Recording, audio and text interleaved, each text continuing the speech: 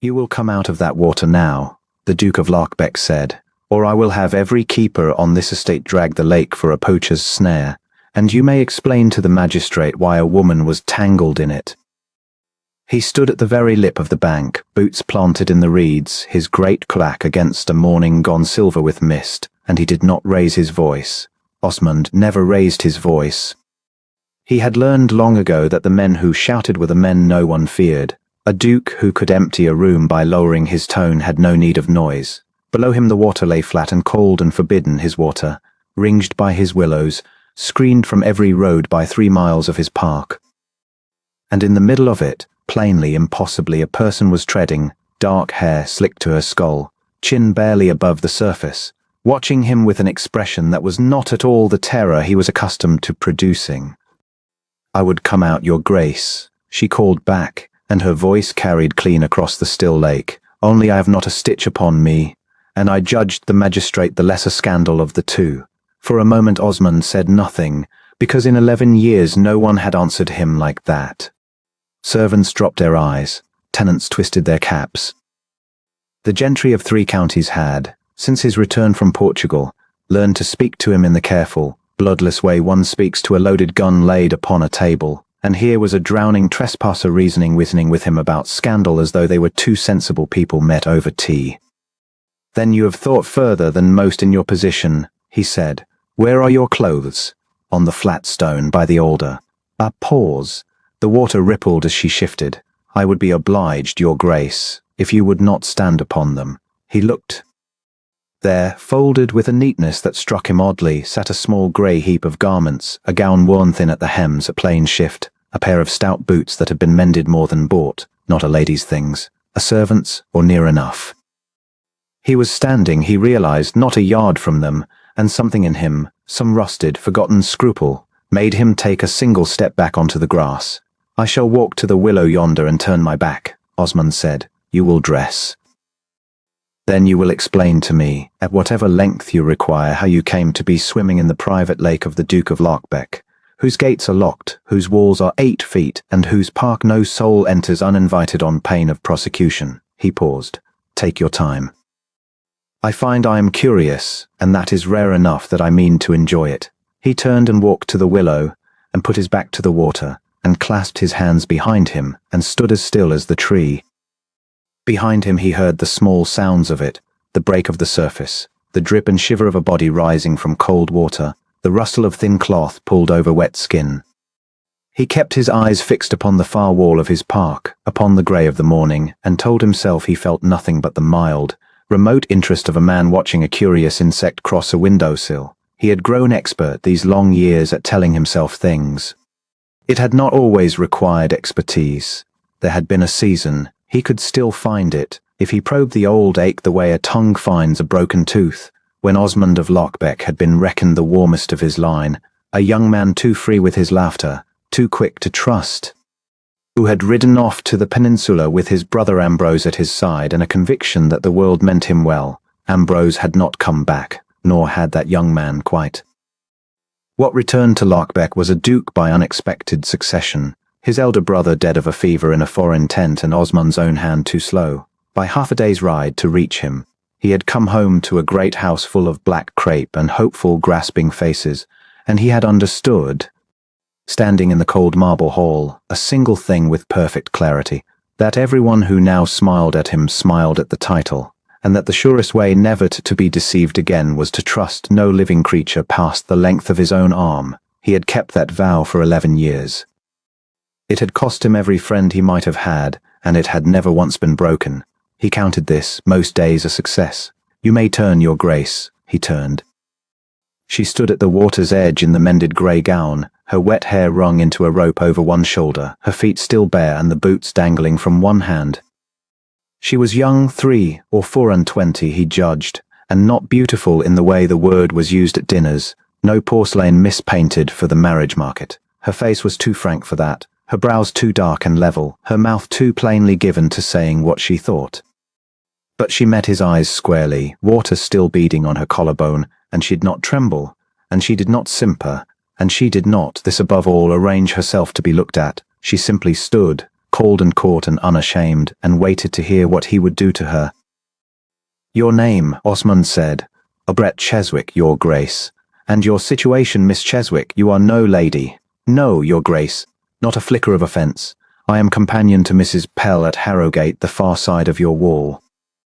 I read to her, and I walk her dogs, and I answer her letters, and when she sleeps of an afternoon my time is my own."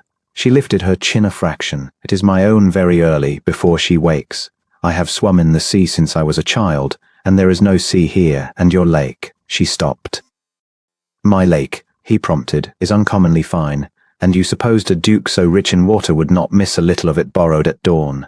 Something moved at the corner of her mouth, not quite a smile, but the ghost of one, quickly governed. "I supposed, your grace, that a lake this large and this empty had been made for no one at all, and I could not see the harm in a body who took nothing from it and left it exactly as she found it." She looked at him steadily. "I see now that I supposed wrong, and I am sorry for it. I will not come again. You may believe that or not as you choose." Osmond considered her. It was the honest ones who lied best. He had learned that too, and he waited out of long habit for the turn, the tears, the pleading, the sudden discovery that she was in fact the natural daughter of some gentleman fallen on hard times, the appeal to his mercy that was always, underneath, an appeal to his purse. It did not come. She stood dripping in the cold and looked at him as though she had said all there was to say and was merely enduring, with what dignity she had, the consequences of having been found out. "How long," he said, "have you been swimming in my lake?" The ghost of the smile again, ruefully now. "Since Whitsun, your grace." Whitsun, he raised one brow. 6 weeks, under the eyes of a dozen keepers, a head gardener, and myself who rides this ground every morning of my life. You ride the east ground, your grace. Past the deer paddock and up to the ridge. She said it simply, a fact reported, not a boast. I watched you a week before I dared the water. You were gone by 5:30 and back by 7, and you never once turn your head to the lake. A pause. I did not think you cared for it. The observation landed somewhere beneath his ribs and sat there, unwelcome and precise. He rode the east ground because the west ground held the lake, and the lake held the little boathouse where, as boys, he and Ambrose had built a raft of barrels and nearly drowned themselves laughing. He had not looked at the lake on purpose in 11 years.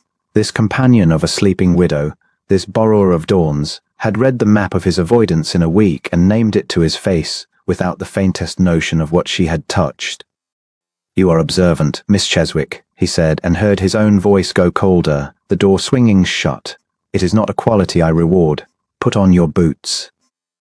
She sat on the flat stone and drew them on, and he watched her do it, and he was aware, with a spark of irritation at himself, that he did not want particularly to have her prosecuted. Mrs. Pell of Harrogate he knew of vaguely, a querulous old widow with more money than kin, the sort who went through paid companions the way other women went through gloves. This one, then, had a place worth keeping and no cushion at all beneath it should she lose it. A word from him to Mrs. Pell. And it would take only a word, for the whole country trod softly around the Duke of Larkbeck, and Obret Cheswick would be dismissed without a character before nightfall, cast onto the roads with a mended gown and a name for trespass, and no one in 3 counties would take her after. She knew it.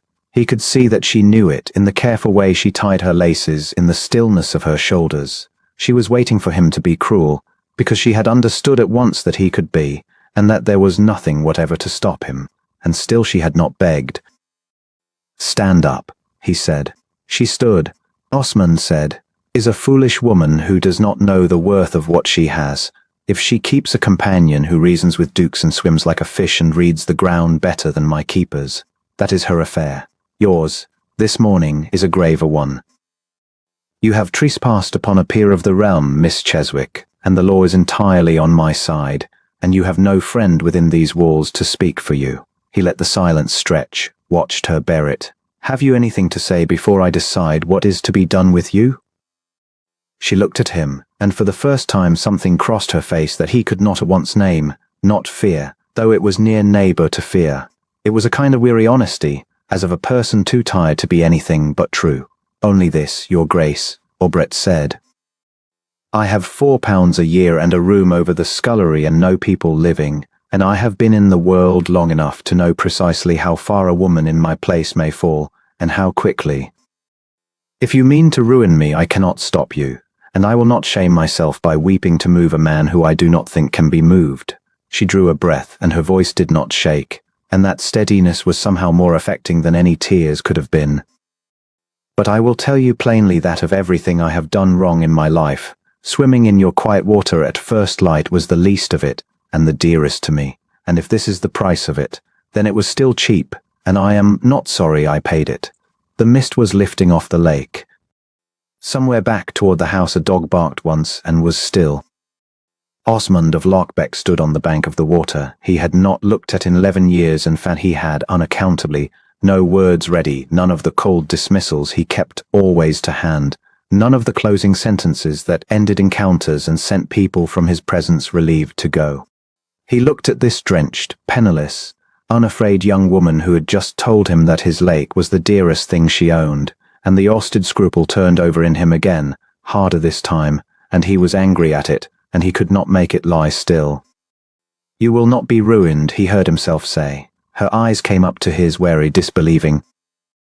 "You will do something more troublesome instead," Osmond went on, and even as the words formed he had the sensation of a man stepping off a known path into fog, deliberately, for reasons he could not have defended to a soul. "You will come back. Not at dawn like a thief, sneaking my water and reading my movements. You will come at a decent hour at my invitation, through the gate, and you will tell my keeper you are expected, because you will be. Lochbeck keeps a garden it does not use and a lake it does not look at. And it seems a waste that the one creature in this country who values either should be threatened with the assizes for it." He paused, and the strangeness of what he was doing sat plainly on his own face. He could feel it there, and could not smooth it away. "I dine alone every evening of my life, Miss Cheswick, and I have not once, in 11 years, wished for that to be otherwise. This morning I find I am not entirely certain. I dislike being uncertain. I mean to discover which of us is the fool of it, you for swimming, or I for not throwing you out. You will help me discover it. Do you understand me?" She stared at him. The wet rope of her hair dripped steadily onto the stone, and her mouth opened and closed, and for the first time since he had found her in his lake, Albret Cheswick appeared to have nothing at all to say. "I do not, Grace. I do not understand you in the least," she managed at last. "No," Osmond agreed, and something that had not visited his face in a very long time threatened, briefly at the corner of his own mouth, and was governed, as hers had been. "Nor do I. It is a novel condition. We shall examine it together." He gestured toward the willow path, toward the far wall and her sleeping widow beyond it. "Go, before Mrs. Pell wakes and finds her letters unanswered. My keeper will bring word to Harrogate of when you are expected. You will come, Miss Cheswick, or I will know you for a coward, and I confess I should be sorry to learn it, having thought better of you." She stood a moment longer, boots laced, hair streaming, plainly turning the thing over and finding no bottom to it, no trap she could name, no cruelty she could brace against, nothing but this impossible reprieve offered by the coldest man in 3 counties on the bank of a lake he claimed never to look at. Then she dropped him a curtsy, wet and unpracticed and entirely genuine, and said, "Then I will come, your grace, and I thank you, though I cannot for my life think why you are doing this." "That," said Osmond, "makes 2 of us." She went. He watched her the whole length of the willow path. The mended grey gown, the straight back, the head that did not once turn to see whether he still watched, which meant she did not perform even her leaving, until the trees took her and she was gone. And he was alone on the bank with the lifting mist and the flat bright water, and 11 years of a resolution he had, in the space of a single reckless quarter hour, somehow set aside. Osmond of Lochbeck turned and looked, at last, full at his lake, the willows he and Ambrose had climbed. The far reeds, the small dark shape of the boathouse on the western shore, roof sagging, door long since nailed shut. He looked at all of it, and for once the old grief did not come down him like a shutter. Because layered now over the memory of 2 boys and a raft of barrels was the wholly new and unwelcome and stubbornly persistent image of a young woman treading water in the middle of it, chin up, unafraid, reasoning with him about scandal. "A companion," he said aloud to the willows, in the tone of a man informing himself of a diagnosis. A companion of no fortune whatever, who swims like a Cornish smuggler and tells the truth as though it cost her nothing. The Willows had no answer. He stood there longer than he meant to, and rode home late for the first morning in 11 years, and did not, all that long strange day, manage to put the sight of her out of his mind for a single quarter of an hour together. She did not scramble. That was the first thing that struck him, and it struck him against every expectation he had carried down the slope with his temper. A trespasser caught in the act ought to have thrashed and pleaded, ought to have wept or invented a sister taken ill, a lost dog, an errand of mercy that had somehow ended with her hair unpinned in his water. Instead, the young woman took hold of the willow root at the bank and drew herself up out of the lake with the unhurried composure of a lady rising from a chair, and when she had gathered the dripping shawl about her shoulders, she looked at him directly, as though it were he who owed the explanation. "You will forgive me the state of your bank, your grace," she said. "I am afraid I have trodden it to mud." Osmond, Duke of Larkbeck, had faced ministers who could not hold his eye and creditors who forgot their own arithmetic when he entered a room. He was not accustomed to being met. For a moment he said nothing at all, and the morning went on around them, careless of him, the reeds ticking, a moorhen complaining somewhere in the shallows, the great house standing grey and remote on its rise beyond the trees. "You know who I am," he said at last. "Everyone within 10 miles knows who you are."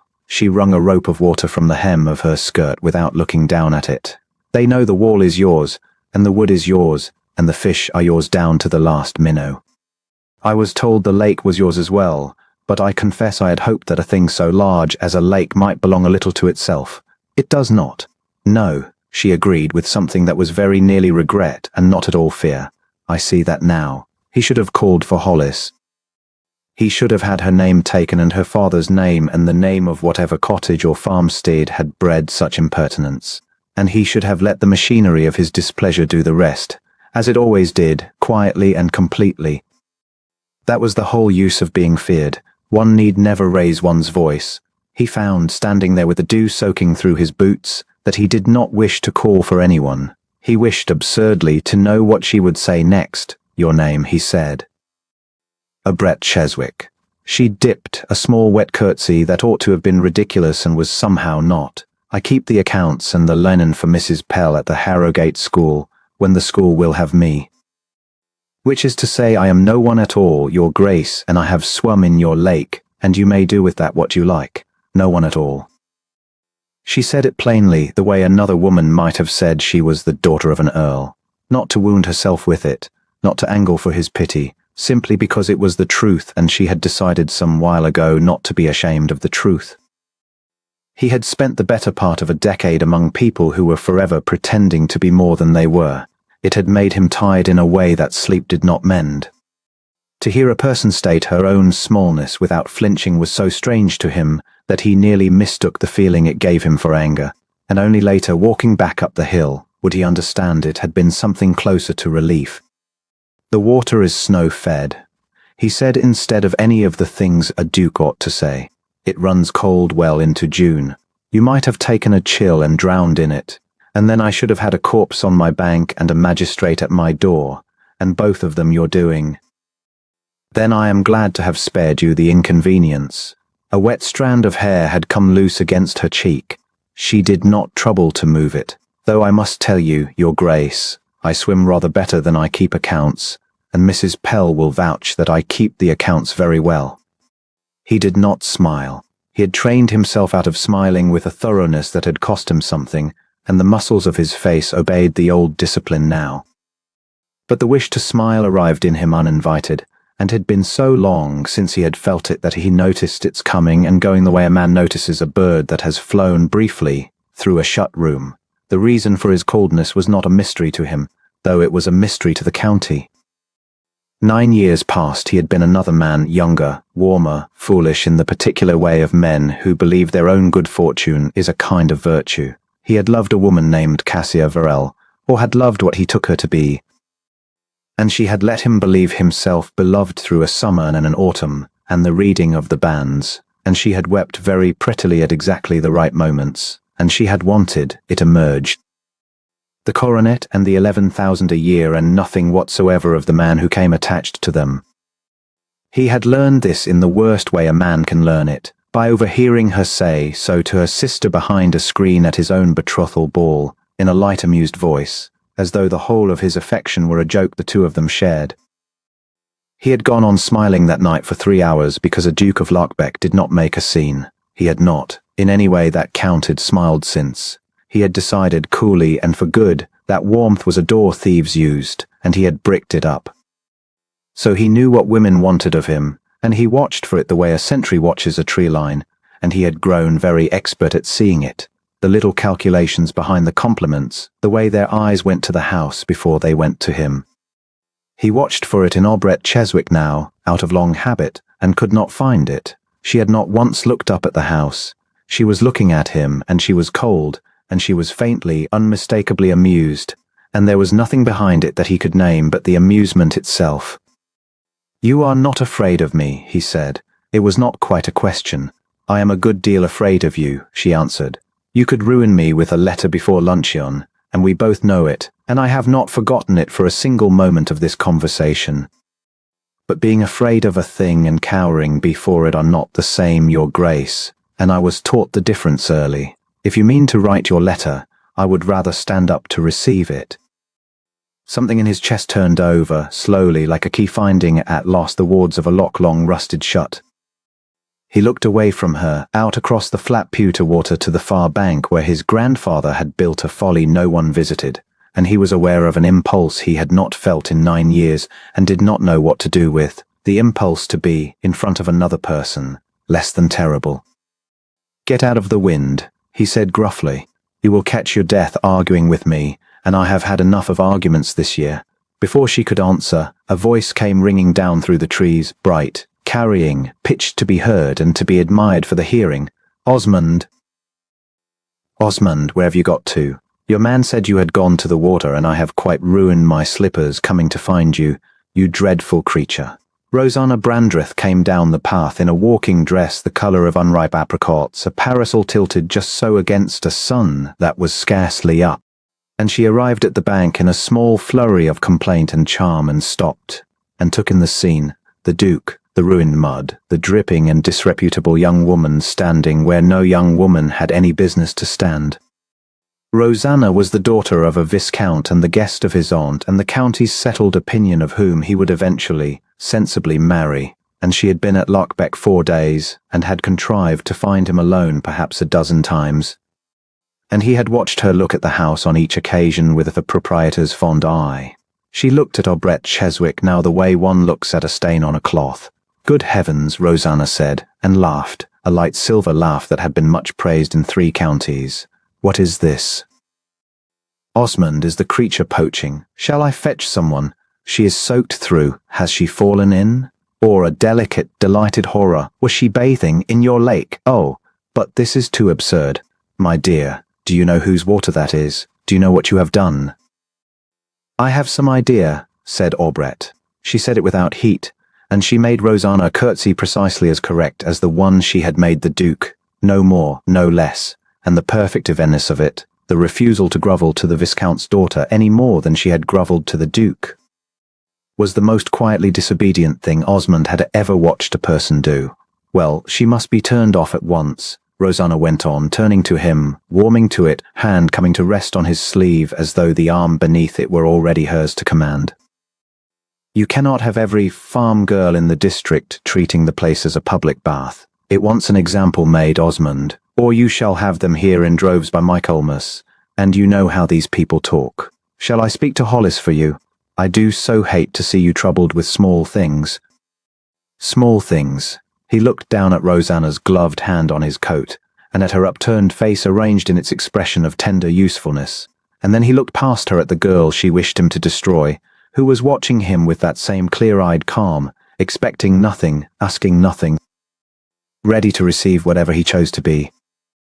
And he understood, with a suddenness that was almost violent, that Rosanna Brandreth had just shown him precisely who she was, and that Obret Cheswick had been showing him who she was from the moment she pulled herself out of the water without a single lie on her lips. "You will not speak to Hollis," he said. Rosanna's smile did not fall so much as freeze, holding its shape while the meaning drained out of it. "I only meant Miss Cheswick is not to be turned off, nor spoken of, nor troubled in any particular. He heard his own voice go into the flat, level, unanswerable register he used to close a matter forever, and he was faintly astonished to hear it deployed in defense of a trespasser. She swam in my lake. She has told me so herself, without being asked twice and without a word of falsehood, which is more than I can say for a good deal of the company I keep. The matter is closed. You will oblige me by forgetting it entirely. Of course, Rosanna said after a moment, recovering, because she was clever enough to recover, and she withdrew her hand and produced a fresh laugh, thinner than the last. How gallant you are, rescuing bathing girls before breakfast. Your aunt will be diverted, and she gathered her ruined slippers and her apricot skirts and went back up the path, and the parasol tilted again as she went, and Osmond did not watch her go. He was watching Albret, who had watched all of it, and whose composure had, for the first time that morning, cracked, not into gratitude, which he would have distrusted, but into a plain, startled bewilderment, as though he had done something that did not fit any account she kept. Why? She asked. The amusement was gone from her voice. You had every right to the letter. She only said aloud what any sensible man would think. Why did you not? I do not know, he said, and it was the truest thing he had told anyone in 9 years. They stood a moment in the ticking silence of the reeds. Then, because he could not go on standing there, and because the alternative was to keep looking at her, and he did not trust what his face might do if he kept looking at her, he shrugged out of his great coat, heavy dark wool still warm from him, and held it out across the ruined mud between them. Take it, he said. You are shivering, and I will not be the man who let you take a fever on my land through pride. Send it back to the house when it is dry. Ask for me by name. The servants will not question it. She looked at the coat and at him, and she did not reach for it once, and he saw her weigh whether to accept it as a kindness or refuse it as a chain, and he found he cared, genuinely, uncomfortably cared, which way she chose. If I take this, she said slowly, the whole district will have it by supper that the Duke of Larkbeck gave his coat to a bathing girl, and neither of us will ever hear the end of it. You know that. I find, he said, that I have stopped consulting the whole district on the disposal of my coats. And at that, at last, she laughed, a real laugh, low and surprised and entirely without design, and it went through him like the first warmth of a fire felt through frozen hands, painful in the way returning feeling is always painful, and unmistakably alive. She took the coat. She drew it round her wet shoulders, and it swallowed her nearly to the ankles, and she bent to gather up the little bundle of her stockings and shoes that she had left tucked among the roots, and there, on the very ground she had accused herself of ruining. Her bare foot went out from under her on the slick of trodden mud. It happened too quickly for either of them to think. She pitched sideways with a small startled cry, and he moved without deciding to move, the way a man moves toward a falling thing before his mind has finished naming it, and his arm was around her before she reached the mud. For an instant she hung against him, one of his hands flat and firm at the small of her back, the other closed hard about her cold wrist, her palm braced open against his chest where she had thrown it out to catch herself. He felt the whole living weight of her and the shiver still in her, and the quick startled rush of her breath, and beneath his own hand the franticking of a heart that was, he understood, as unschooled as his own had suddenly become. Her face was very close. There were water drops caught in her lashes. Neither of them, in that suspended instant, moved so much as an inch to end it. Steady, he said, and his voice came out rougher and lower than he had meant it to. I have you, she said, which was precisely the wrong way round, and they both heard it, and something passed between them in the hearing of it, half laughter, half something that was not laughter at all. It was in that exact posture, the Duke of Larkbeck bent over a barefoot, dripping girl swaddled in his own greatcoat, his hand at her back and hers upon his heart, that Fenwick the head gardener came round the willows with a barrow of cut reed, and stopped dead, and stood and stared, with the particular frozen horror of a servant who has seen a thing he was never meant to see and knows already that he will be unable to keep it to himself past the first pot of ale. Osmond did not spring apart from her. A guilty man springs apart, and he would not be made to look guilty on his own land. He set her upright, slowly and deliberately, keeping his hand at her back until her footing was sure, and only then did he release her and turn to meet Fenwick's eye with an expression that dared the man to make anything whatever of it. "Miss Cheswick lost her footing," he said. "The bank is treacherous. You will see it is gravelled before the week is out. Yes, your grace." Fenwick's gaze slid, appalled and fascinated, from the coat to the bare feet to the Duke's face and hastily away. "Beg pardon, your grace." I'll take myself off, your grace." And he took himself off at a speed that told them both the tale would be in the servants' hall before the barrow was emptied, and in the village before nightfall, and gilded past all recognition by the time it had crossed 3 garden walls. Obrette watched him go, and when she turned back to Osmond the amusement had returned to her eyes, but it was rueful now, and beneath it he saw that she understood the of the thing that had just happened as clearly as he did. "Well," she said, "there it is. By Sunday I shall have been drowned, rescued, and half married to you, your grace, and my only comfort is that not one word of it will be true." "Half married," he repeated, and found the word did not appall him as it ought. "Do not look so stricken. I shall deny every syllable, and Mrs. Pell will believe me, for she has never once believed anything interesting in her life." But she said it lightly, too lightly, and he saw the calculation move behind her calm at last. Not the grasping calculation he had spent 9 years learning to fear, but its opposite. A swift, unhappy reckoning of what a whisper could cost a woman who had nothing but her good name to keep her from ruin, and who had just, through no fault worth naming, put even that at hazard by climbing over a wall to swim on a summer morning. "It is I who will pay for it, you understand," she added quietly. "Not you. It is always the girl in the coat who pays." He did understand.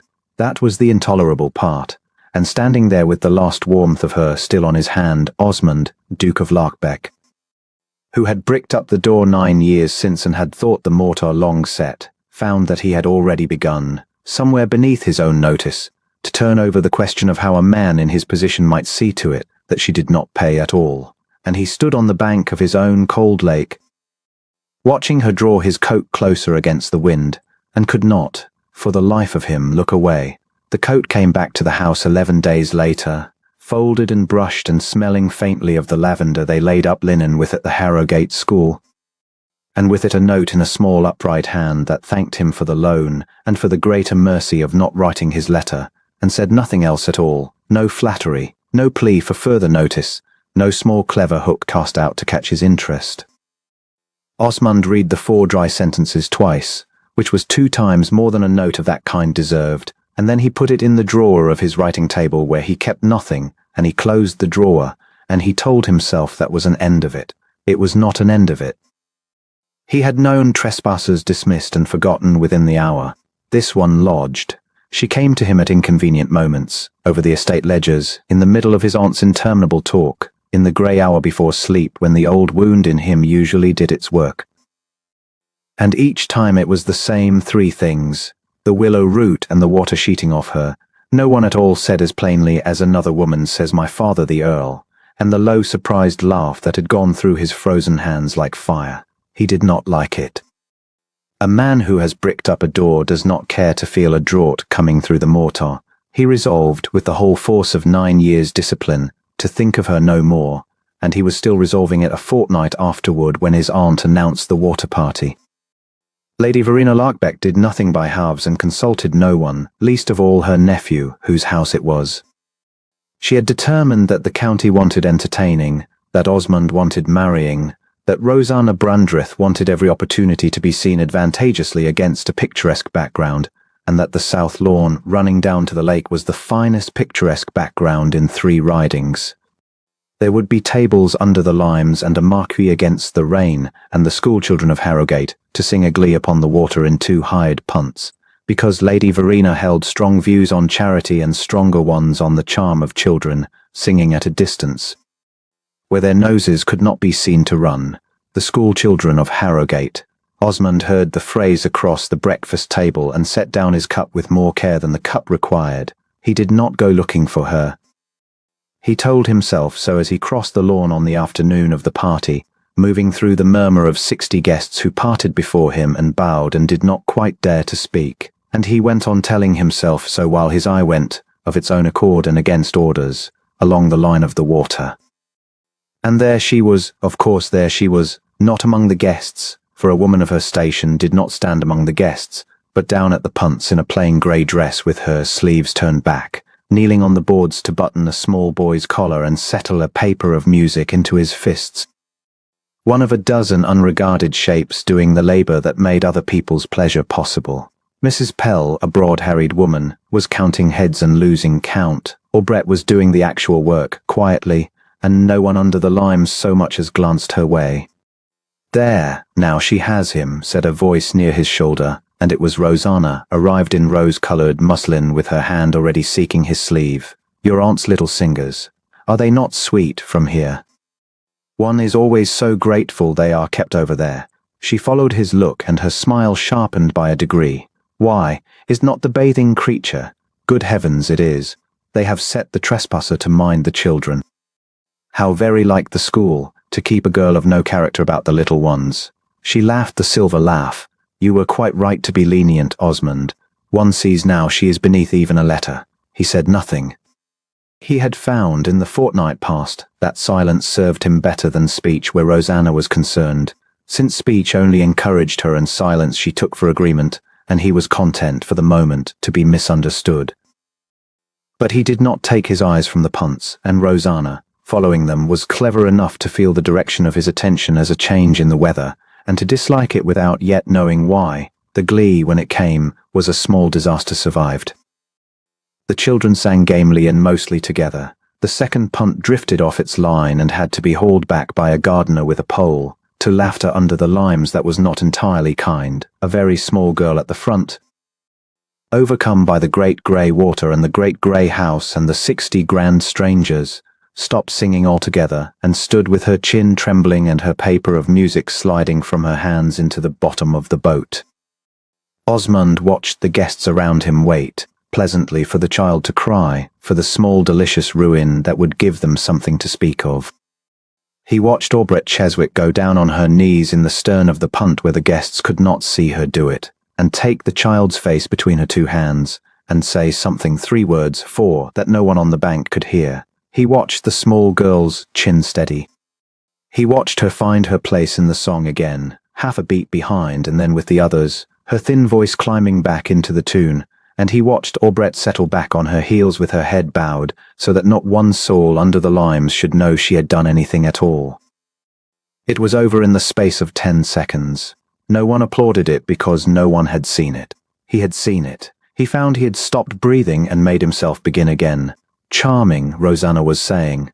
"Do you know, I think the little ones sang better than last year's. Your aunt will be pleased." "Yes," said Osmond, who had not heard a note of the singing. When the glee was done and the punts drawn in, the children were marshalled up the lawn to be given lemonade and seed cake at a trestle set apart, and the guests returned to their own murmuring, and the ordinary machinery of a party resumed. Osmond endured it for the better part of an hour.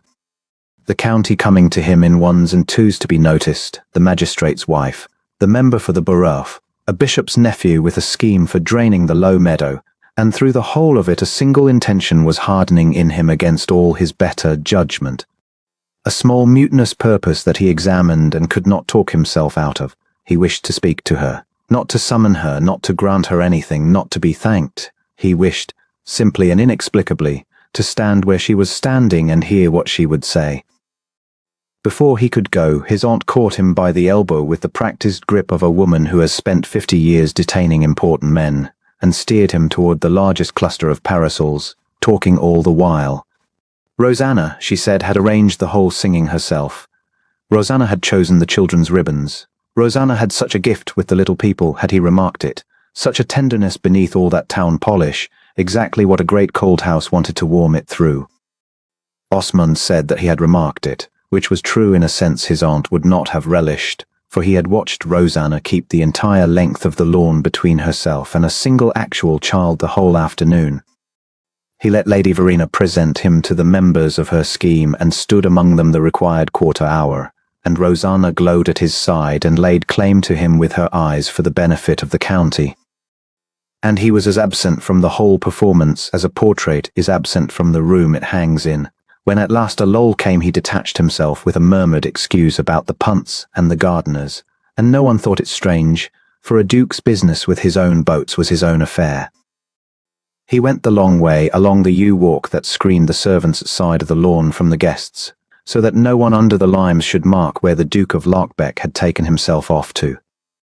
He found her at the trestle, wiping lemonade from the front of the same small girl who had faltered in the boat, and she looked up at his approach and went quite still, and then she rose and made him the curtsy he remembered, precise even, offering him neither more nor less than any man was owed. "Your Grace, a beat. I returned your coat." "You returned my coat," he agreed, "and a note that told me nothing." "There was nothing to tell," she said it without apology. "You did me a kindness, and I did not wish to repay it by becoming a correspondence." Notes from young women of no character are the beginning of a great deal of trouble for men in your position. I thought you would rather have the fewest possible. You thought a good deal on my behalf. Someone must, Your Grace. You are surrounded by people thinking exclusively on their own. She said this, and then hearing it, colored faintly and looked as though she would have called it back if she could. "Forgive me. That was beyond my place." "It was accurate," he said. "The two aren't always the same in my experience, but on this occasion they happened to coincide." He looked at the small girl, who was staring up at him with her whole soul in her eyes, terrified and delighted, the child in the boat. She was going to weep, and 60 people were waiting for her to do it. "What did you say to her?" Obret glanced down at the girl and back at him, and something eased at the corner of her mouth. "I told her the truth.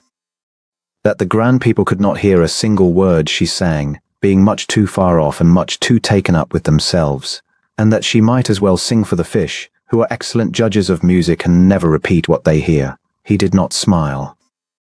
But the wish to, which had visited him on the bank and startled him then, came again now and was less of a stranger, and that steadied her. "Children are steadied by the truth, Your Grace, more often than by comfort. It is only later that we teach them to prefer the comfort." She settled the girl's collar with an absent hand. "You watched, from the far bank, I mean. You saw her falter. I was standing under the limes with the whole of the county. You were watching the boats," she said, "and no one else was. They were watching each other, and waiting to be watched. You were the only person on that lawn looking at the children, as though they were people and not a diversion got up for the afternoon." She said it plainly as she said everything, and it landed in him with the particular weight of a thing that is both true and never before spoken aloud. "It is a strange quality in a man everyone tells me is made of ice. You see people. You only take great care that they should not know they have been seen." He was silent for a moment. The party murmured on beyond the yews. A peal of Rosanna's laughter carried across the lawn, bright and practiced, pitched to be admired. He had been seen through by women before. Cassia had seen straight to the bottom of him and had found there only a coronet and an income worth the acting, and the sensation had left him for 9 years, wanting nothing so much as walls. This was not that. This was a person looking at the thing itself and finding, apparently, that the thing itself was worth the looking, and he did not know what to do with it, and it frightened him more than anger ever had. "You presume to know a great deal about a man you have met twice," he said, and heard the coldness come into his own voice like a shutter drawn, and regretted it even as it fell. She did not flinch. She had told him on the bank that being afraid of a thing and cowering before it were not the same, and she proved it now. "I presume nothing, Your Grace. I only tell you what I see, since it appears no one else will, and since you cannot ruin me any more thoroughly than being what I am has ruined me already. You are the loneliest man I have ever stood beside." She said it gently, without pity, which was the only way he could have borne to hear it. "And you have arranged your whole life so that you need never find it out. I think you found it out this morning all the same, or you would not have come the long way round the yews to speak to a girl minding the lemonade." The lawn seemed very quiet. He was aware of his own pulse, and of the child looking from one of them to the other, and of the astonishing fact that no one had spoken to him in this fashion since he was a boy, not a minister, not his aunt, not the woman who had thrown him over, and that instead of the fury such a liberty ought to have called up in him, he felt only a great and dangerous loosening, as of a fist he had held clenched so long he had forgotten it was a fist and had taken the ache of it for the natural shape of his hand. He might have said any number of things. He might have told her she was insolent, and had her sent off the ground and gone back to Rosanna and the bishop's nephew and the safe cold country of his own reserve, and been at peace, or the thing he had learned to call peace. He looked at her, at the plain grey dress and the turned-back sleeves, at the honest tired steadiness of her face, at the small girl she kept without wages or thanks or anyone to see her do it, and he understood that she had just handed him, freely and at some risk to herself, the one true thing that had been said to him in 9 years, and that a lesser man would punish her for it precisely because it was true. "You should not say such things to a duke," he said. His voice had lost its edge. That was the worst of it. He could not make the edge come back. "No," she agreed. "I know I should not. I have never been able to leave a true thing unsaid, Your Grace, and it has cost me every position I ever held, and I dare say it will cost me this one." She looked up at him steadily. "But I do not think it will cost me with you. I think, though I cannot say why, that you are starved for it." And that was too near the bone, too exactly the shape of the hunger he had spent a decade denying he felt, and the old instinct rose in him faster than thought. The sentry's instinct, the mason's instinct, the reflex of a man who has learned that warmth is the door thieves use. He stepped back from it. He felt himself do it, and could not stop himself doing it. He drew the cold up around him like the greatcoat he had lent her, and his face closed, and when he spoke again it was in the flat, unanswerable register that ended matters forever. "You forget yourself, Miss Cheswick," he said. "Mind your children. They are Lady Verena's guests today, and you are here on her sufferance and mine." He saw a small light go out of her face, saw her fold the hurt away neatly, without protest, as a woman folds a thing she has long expected to be given, and he hated himself for it with a completeness that astonished him even as he turned. "Good afternoon." He walked back the way he had come, along the yew walk, out into the bright murmuring lawn, where the county waited to be noticed and Rosanna waited with her practiced laugh and his aunt waited with her plans. And he took up his place among them and answered the bishop's nephew about the draining of the low meadow in sentences that were perfectly correct and entirely empty. And the whole of it, the tables under the limes, the parasols, the silver talk, the great grey house on its rise, seemed to him suddenly like a very fine painting of a life, exquisitely done, and behind the canvas nothing at all. He did not look back at the trestle.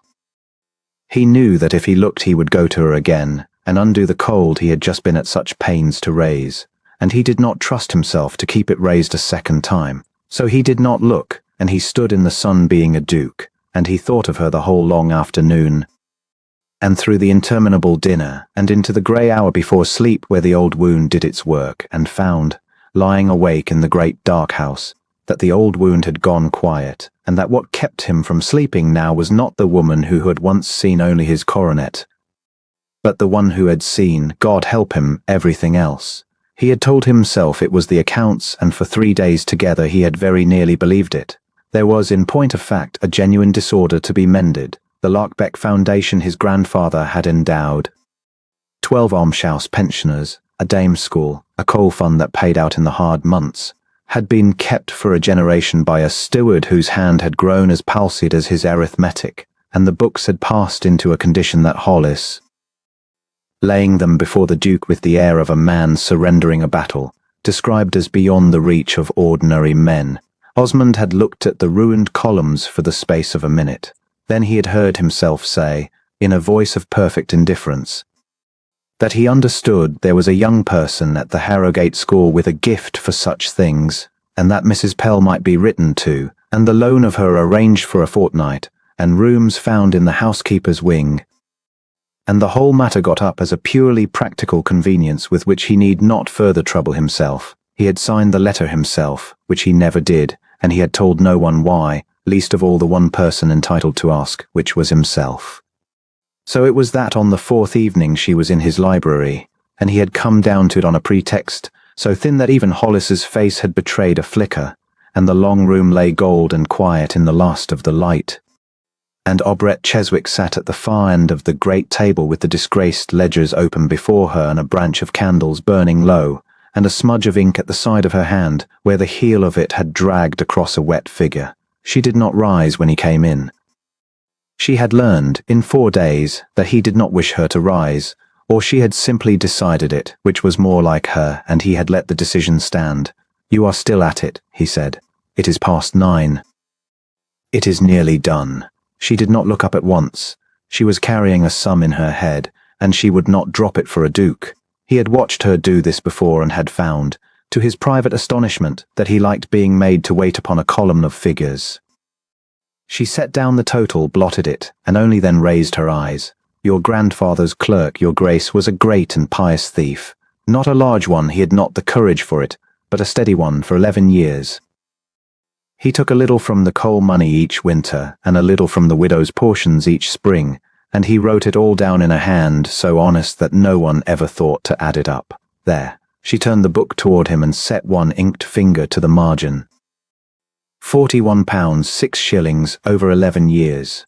Taken from the coldest people in the parish, a candle end at a time. He came round the table to look, and stood at her shoulder, nearer than he had meant to stand, and the smell of the guttering candles was in her hair. He did not read the figures. He was reading her, the plain grey stuff of her sleeve, the ink on her hand, the small crease of concentration that had not yet left her brow. "You are certain," he said. "I am certain of arithmetic. It is the only thing in the world I am certain of." She sat back, and now she did look tired, and let him see it.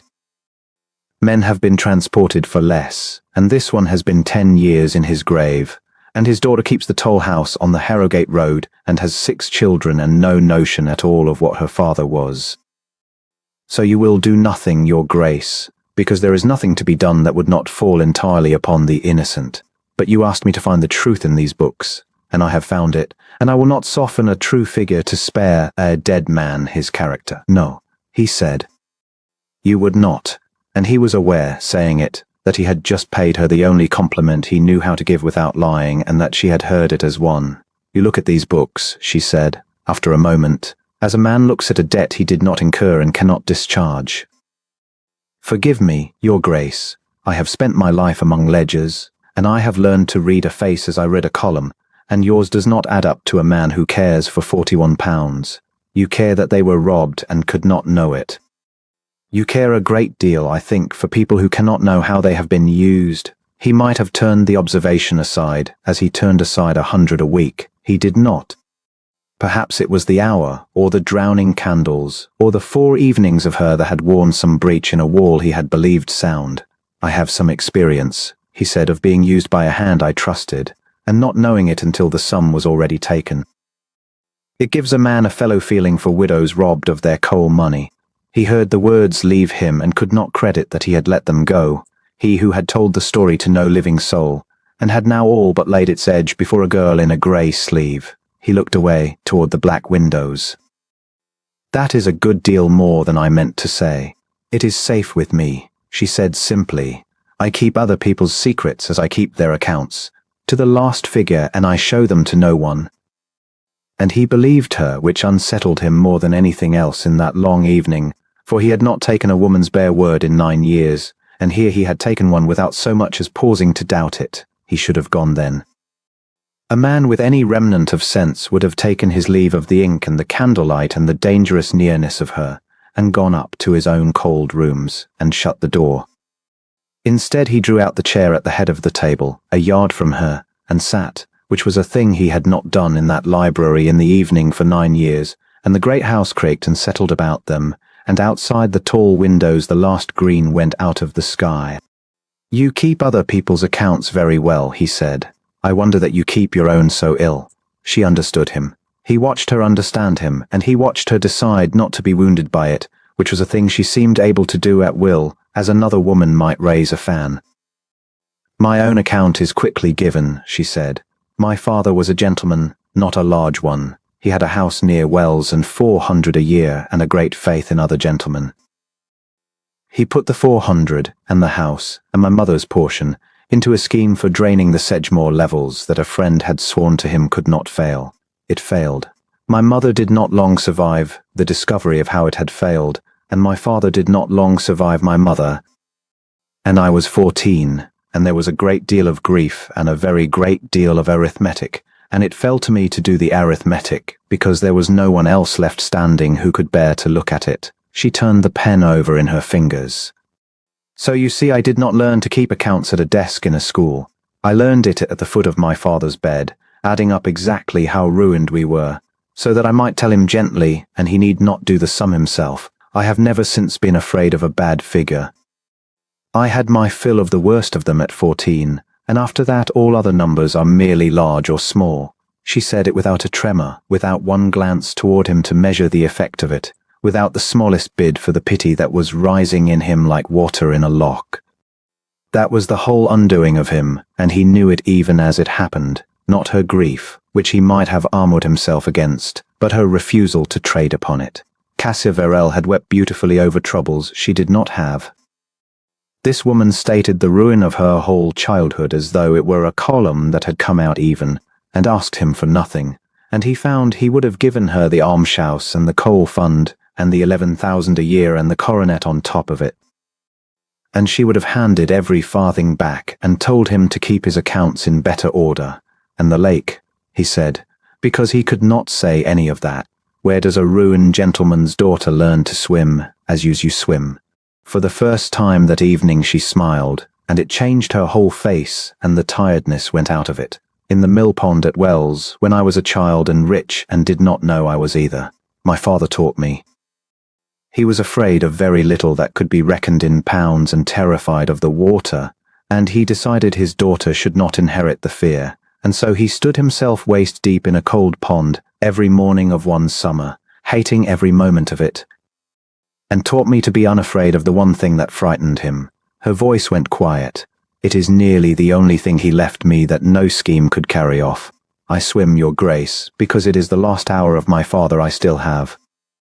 I climbed your wall because I had walked 11 miles to a situation that did not want me after all, and I was tired and low, and your lake lay there in the morning looking like the mill pond at Wells, and I thought, just once, before I go back to being no one, I will be that child again for a quarter of an hour, and no one the wiser. The candle nearest her guttered and drowned in its own wax, and the light drew in closer about the two of them, and Osmond found that at some point in the telling he had leaned toward her across the corner of the table, and that his hand lay open on the wood a hand's breadth from hers, and that neither of them had moved to increase the distance. You were seen, he said low. You did not go unwiser. No. She looked down at the small space between their hands and did not draw hers back, and did not close it. I did not. He was aware of his own heart, which he had believed a well-disciplined organ, behaving with the frantic disorder of the clerk's ledgers.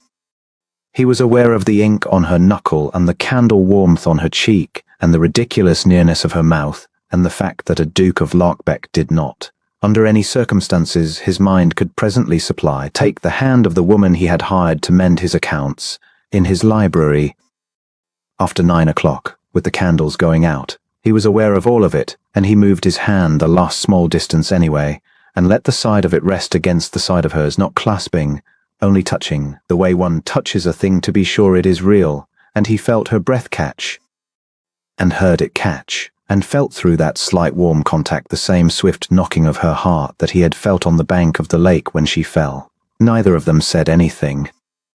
There was nothing to say that would not have been either a lie or a precipice, and they had both, in their different ruins, learned the price of both. He looked at her, and she looked up from their hands to his face. And for the length of 3 breaths the whole guarded architecture of 9 years stood open like a door, and the thief that warmth had always been to him stood plainly on the threshold, and he found, this was the thing that shook him, he found he did not care what she might carry off, because she was the first person since he was a young and foolish man who had walked in through no door at all, but simply been there, without design, on his bank in the morning, unafraid and unashamed and asking for nothing. He was the one who drew back. Not from doubt of her, from the sheer altitude of the feeling, which frightened him as the water had frightened her father. He took his hand from hers and set it flat on the table and rose, and the movement of his chair was very loud in the quiet room. It is late, he said, and his voice had gone rough again. You have done a fortnight's work in 4 days. You should not be at these books past midnight for a dead thief's sins. No, your grace. She rose too, and gathered the ledgers And if her hands were not quite steady, she did not let him remark it, and the ink smudge and the candlelight and the openness were all being folded carefully away as she stood, and he mourned the folding of them absurdly, as though something were being taken from him rather than merely put by for the night. "Your Grace," she said, not looking up from the strap she was buckling about the ledgers, "when a thing has been so nearly said as we have both so nearly said it tonight, it is kinder not to leave it lying half-spoken on the table between two people who must go on meeting over accounts. So I will say the sensible half of it aloud, and spare us both the other. You have been good to me past any deserving, and past all prudence, and it cannot go on, and we both know that it cannot. In 10 days I shall go back to Mrs. Pell and her cold charity, and I shall be very glad I came, and gladder still that I had the wit to go before the going cost me more than a girl like me has to spend." She drew the strap tight. "There. That is the arithmetic of it, and it comes out even, and neither of us need do the sum again. And if I should find it does not come out even," he said, before he had weighed the words at all. She went very still, her 2 hands flat upon the buckled books, and for a moment she did not answer him, and he watched the steadiness cost her something at last. "Then you are a worse keeper of accounts than a dead thief, Your Grace," she said softly, "and heaven help us both, for I have nothing in the world to lose but my good name, and you are the one man living who could make me spend even that and call it a fair price." He carried a candle to the door for her himself, which no duke did, and at the door she paused, and he thought for one leaping moment she would say the thing that neither of them had said. Instead she said, gently, and with the first shadow of something that was almost fear, and not fear of him, "They are talking, Your Grace, in the hall and past the hall. Your aunt's woman looks at me on the stair as though I had a fever she might catch. I am grateful past saying for the work and the wage, and I would not have you think me ungrateful, but a fortnight of it under this roof and the coat, and the bank and Fenwick's tale all together." She stopped, and steadied herself, and finished plainly, "It is being added up, Your Grace. And I have told you, I know how a sum comes out before the last figure is set down. This one comes out badly for me. It always comes out badly for the one in the coat." He knew it. He had known it since the morning on the bank, and had let himself, in the warmth of 4 evenings, forget that he knew it, and even as she spoke he heard, from the great stair beyond the library door, the unmistakable, measured tread and the small dry cough of his aunt, Lady Verena Lockbeck, who did not walk the passages at 9:30 without a purpose, and who had spent 4 days watching the coal fund ledgers become a reason for a Harrogate account keeper to dine under her nephew's roof, and totting up in her own cold and expert hand precisely the sum that Aubret had named. "Go up," he said quietly, "by the back stair. I will see to my aunt." She looked at him a moment longer, one clear, unfrightened, sorrowing look that seemed to she already knew how the scene beyond the door would go, and how little he would be able to prevent it. And then she dipped him that same even curtsy, no deeper for the candlelight or the touch or the telling, and slipped away down the dark passage with the ledgers held against her like a shield, and Osmond, Duke of Larkbeck, stood alone in the doorway with the candle burning down toward his fingers, and the ghost of her hand still on the side of his, and felt for the first time in 9 years the whole hazard of caring for a thing he could not, with all his money and all his fearfulness and all his unanswerable flat voice, entirely protect. Beyond the door his aunt's tread came on, unhurried and certain, bearing down the passage like a figure coming to present an account long overdue, and he squared his shoulders, and set his face into the old cold discipline that had failed him for 4 evenings running, and went out to meet her, knowing already, in the marrow of him, that whatever was about to be said would be the beginning of the ruin Aubret had warned him of, and that the feeling in his chest, undeniable now, and utterly beyond his managing, would not let him do the sensible thing and turn away. He woke before the servants, which he had not done in years, and lay in the great curtained bed watching the grey come up along the ceiling, and did not once think of the old wound. That in itself should have warned him. 9 years the wound had waked him. 9 years it had done its patient work in the hour before dawn, turning over Cassia's face and the sound of her practiced regret, teaching him again and again the single lesson that warmth was the door thieves used. This morning it was silent. What kept him wakeful now was the memory of a lantern swinging low over dark water, and a girl's voice telling him without self-pity that she had no name to give a man and no dowry but two clever hands. And the half-inch of air that had stood between his fingers and hers on the boathouse rail, and had felt, in the not crossing of it, more than any touch he had permitted himself in a decade. He had come within a breath of speaking. He had not spoken.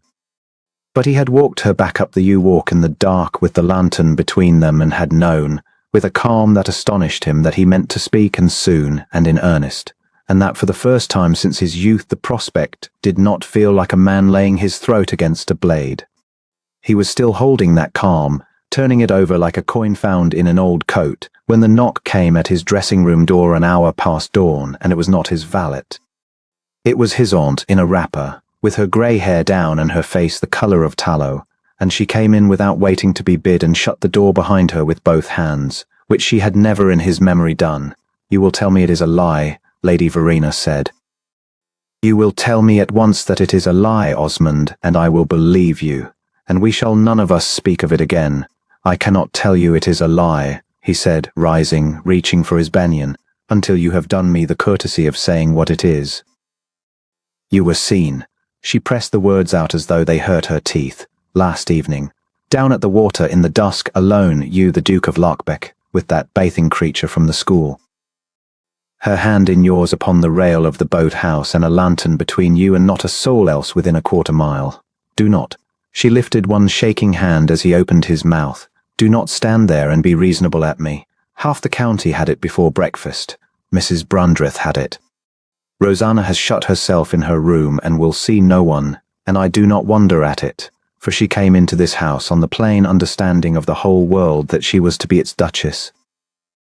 And now the whole world is laughing behind its glove, and asking one another whether the Duke of Lochbeck has run mad over a servant who bathes in his lake. The calm was still in him. That surprised him too.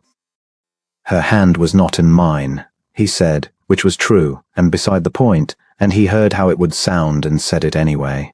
We did not touch. She was telling me of her circumstances, and I was listening. That is the whole of the crime. The whole of the crime. His aunt laughed, a dreadful cracked sound. Osmond, you innocent, you great blind bull of a man, do you imagine the county tries the truth? The county tries the picture, and the picture is a duke and a nameless girl alone in the dark by the water. And there is no defending a picture, there is only surviving it, and a man survives it precisely one way. She came a step nearer and her voice dropped, and it was not anger now but the old fear he knew from the inside, the family fear, the fear for the name. You put an end to it, this morning. You send her off the ground and out of the parish, and you let it be known, quietly, everywhere, that a designing girl overreached herself and was corrected, and you stand up beside Rosanna Brandreth at my music evening on Thursday as though nothing on this earth had occurred. That is how it is done. That is the only way it has ever been done. He was quiet. Beyond the window the lake lay flat and silver under the early light, the very water she had trespassed in, and he found he was looking at it and not at his aunt. And if I do not choose to have it done that way, then you will have chosen a schemer over your own blood, Lady Verena said, and you may explain to your father's memory how the coronet came to sit upon the head of a charity school drab who contrived from the first hour to catch you. She saw him stiffen, and she pressed her single, fatal advantage, because she loved him and was frightened and did not know she was driving a spike into the softest joint of him. For it was contrived, Osmond. Do you think it chanced that she was in your water that morning, of all the ponds in the riding? Do you think it chanced she returned your coat with a note so called it could only pique you, that she was set to mind the children under your very windows, that she said such plain unflattering things to you that a cleverer bait was never cast? A woman of no character knows exactly one road up in the world, and she has walked every foot of it toward you with her eyes open. I have watched sharper women than you undone by softer schemes, and there it was. He felt it go in. He had held the calm against his aunt's fear and against the county's laughter and against the whole grey weight of 9 years of doing as it was done, and he had held it easily, because none of those things touched the quick of him. This touched the quick. This was the exact old shape, a woman, a wanting man, a name and an income worth the acting, laid over Obrit Cheswick's face like a mask that fit too well, and the horror of it was not that he believed it, but that he could not, in the first cold rush, prove it false. Cassia had been playing with him too at the start. Cassia had teased him for his rank and pretended to prefer him without it, and he had loved her for the pretense and had not learned it was pretense until she named her price. He had built his whole guarded life upon the certainty that he could not tell the true thing from its counterfeit, that the counterfeit was better made. And here was his aunt, who loved him, holding the counterfeit up beside the true and daring him to swear which was which.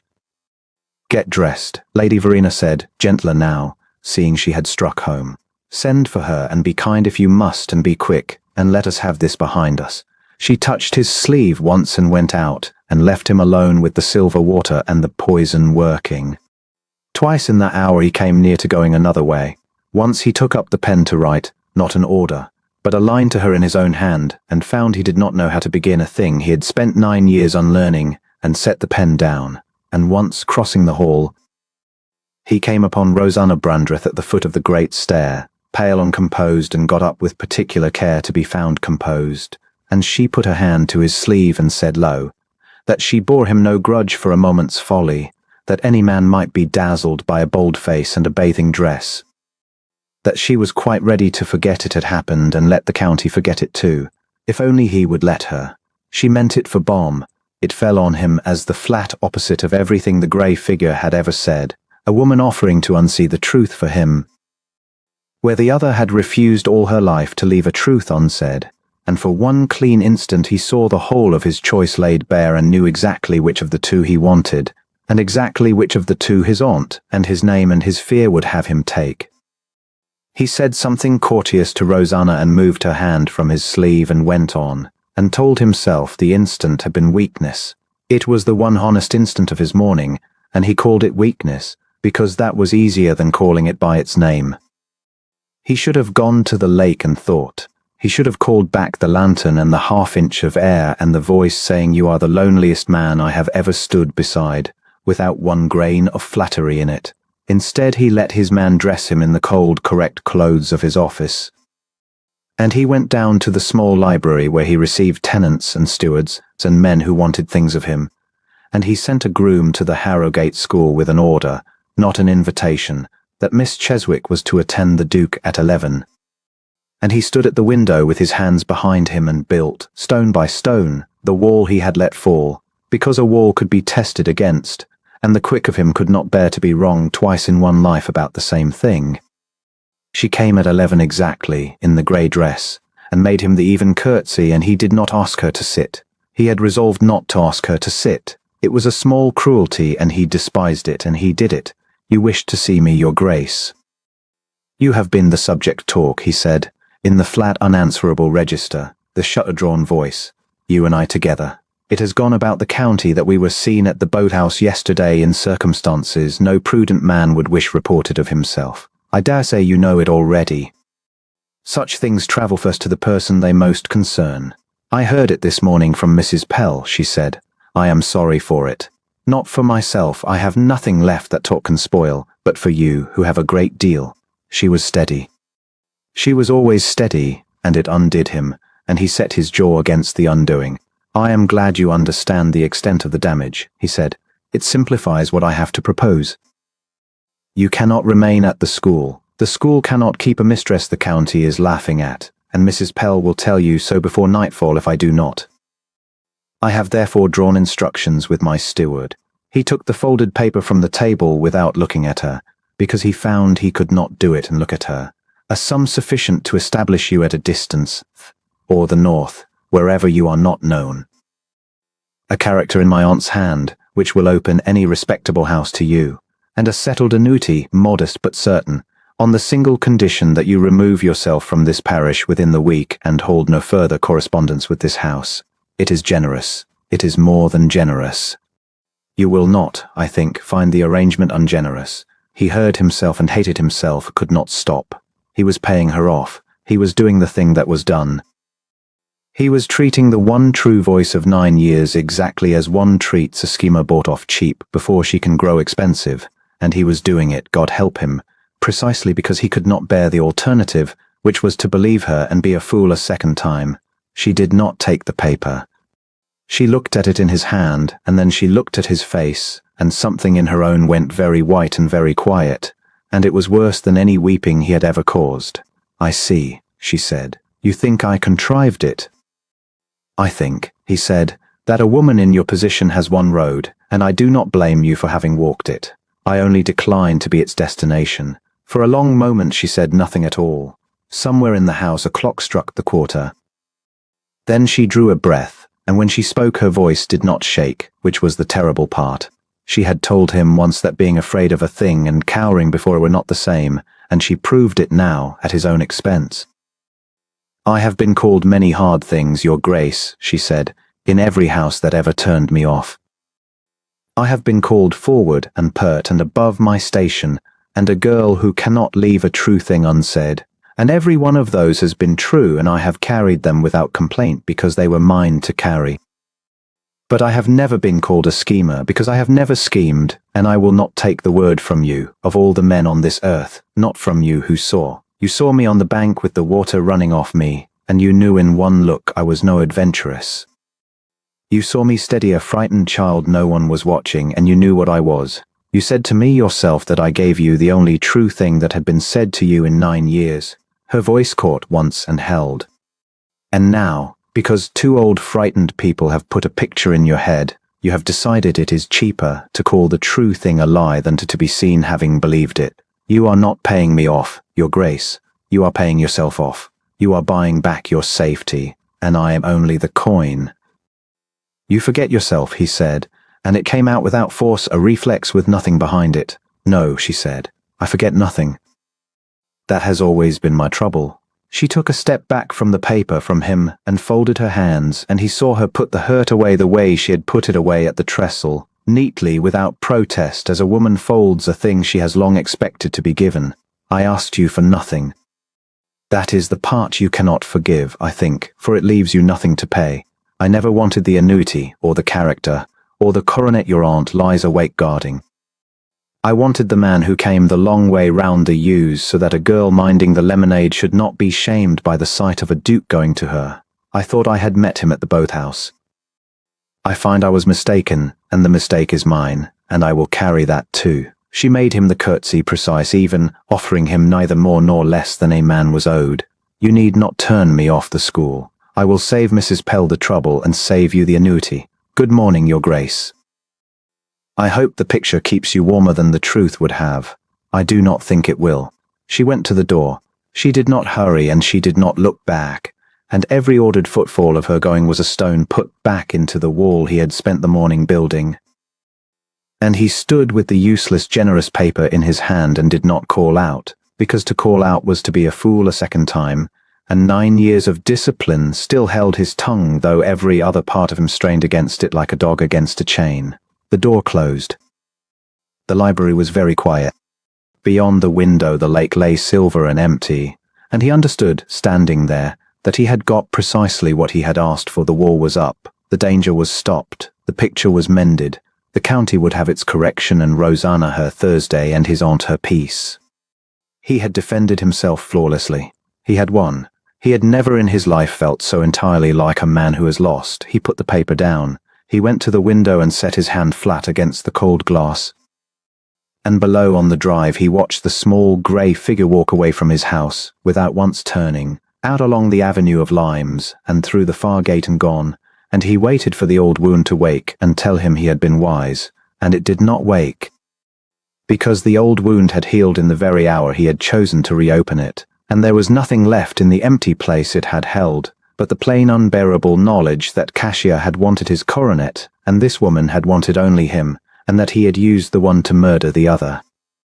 By nightfall the news reached him, brought smug and dutiful by his steward, that Miss Cheswick had given her notice at Harrogate that same afternoon, refused the school's month of grace, packed her single box, and taken the evening carrier toward the coach road with no direction left behind, and that unless the Duke had further instruction there was nothing whatever to be done.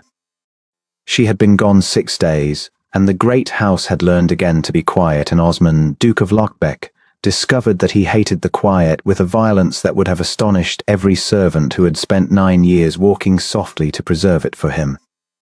It was not that anything was out of its place. Everything was precisely in its place, which was the whole of the trouble. The library lay gold and orderly in the morning as it had lain on the evening she filled it, and upon the great table, strapped and squared and set exactly at the centre where he could not fail to find it, sat the whole ruin of the Larkbeck Foundation mended at last, the coal fund reckoned to the last candle end, the widow's portions carried out clean, 11 years of a dead man's small and pious thieving traced, named, and set to rights in a hand so honest that no one would ever again think not to add it up. She had finished it. She had finished it in the night after he had failed her, working by the drowning candles while the house talked of her on the stairs. And she had strapped the books and laid them where a blind man might have found them, and she had gone before the light with the 11 miles of the Harrogate Road before her, and no coat against the cold but her own, and she had left him nothing to reproach, not a farthing miscounted. Not a word of complaint, not so much as a bad figure he might have taken hold of to be angry at instead of himself. At the foot of the last page, in the margin where she had once set her inked finger to a dead thief's £41, she had written 4 lines in that same even hand. He had read them so many times in 6 days that he could have set them down with his eyes shut. The accounts of the foundation are true to the last figure and want no further looking to. I am grateful past my power of saying for the work and the wage and the 4 evenings, which I shall keep as I keep all things given to my charge, safely and shown to no one. Do not, I beg you, think me ungrateful for going as I went. A sum is kindest when it is closed before the loss grows past bearing. She had signed it with her whole name, Obret Cheswick, plain and unshaded, the signature of a woman closing a book she did not mean to open again. He had done this. That was the thing he could not walk away from, though Godney had tried, pacing the long gallery at 3 in the morning, like trying to leave his own shadow behind him. He had stood in his own hall with his aunt's cold arithmetic laid out before the company, Lady Verena Larkbeck, and Rosanna Brandreth with her bright watching eyes, and half the county's tongues gathered to be fed, and he had felt the old 9-year terror rise in him like water in a lock, the terror of being seen to care, of being known to have let a thing past his guard where it might be used against him.